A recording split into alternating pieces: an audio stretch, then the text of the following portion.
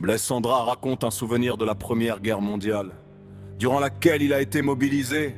Une nuit, il part en éclaireur, seul pour repérer l'emplacement des tranchées allemandes. Tout à coup, je saisis mon fusil, prêt à tirer. J'avais l'impression qu'un homme avait bougé là, en face de moi. Étais-je victime d'une illusion des sens?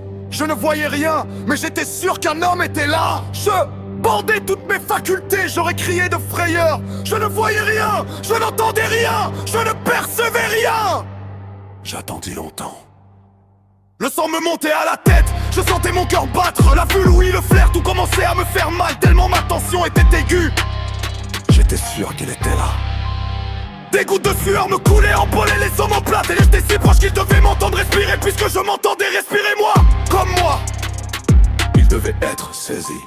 Je m'attendais à recevoir un coup de feu d'une seconde à l'autre. Toujours rien. Au bout d'un long moment j'osais bouger, je collais mon oreille au sol. Attention, mais si. J'entends comme un bruit d'herbe froissée. On s'approche en rampant. Ils doivent être 2 ou 3. Alors je pousse un soupir de soulagement. S'ils viennent, si je les entends, le danger est moins proche que je ne le croyais. Je ne suis plus en tête à tête dans le noir avec cet ennemi invisible dont j'ai cru deviner la présence là, en face de moi, si près que je craignais qu'ils ne perçoivent mon souffle. Les autres peuvent venir, je les attends, prêt à tirer. Et c'est alors que, concentrant toute mon attention sur mon index placé sur la gâchette, je me rends compte que ma main tremble nerveusement et que ce bruit d'herbe foulée que je prenais pour l'approche de 2 ou 3 Allemands rampant imperceptiblement vers moi était causé par la pointe de ma baïonnette, à qui le tremblement nerveux de la main, transmis par la longueur de mon fusil, faisait décrire un va-et-vient d'une certaine amplitude parmi les herbes folles où cette pointe était engagée.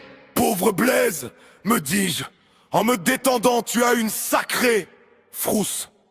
Et à l'instant même me partit en plein virage un coup de feu qui, si j'avais porté barbe ou moustache, me roussi le poil. Et ce fut une galopade de bottes. Je tirai 2 coups de fusil en direction de cette galopade et lançai quelques grenades dont une grosse manche dans le petit bois. Et la belle nuit sereine reprit son cours. Blaise Sandra, l'homme foudroyé dans le silence de la nuit. 1945.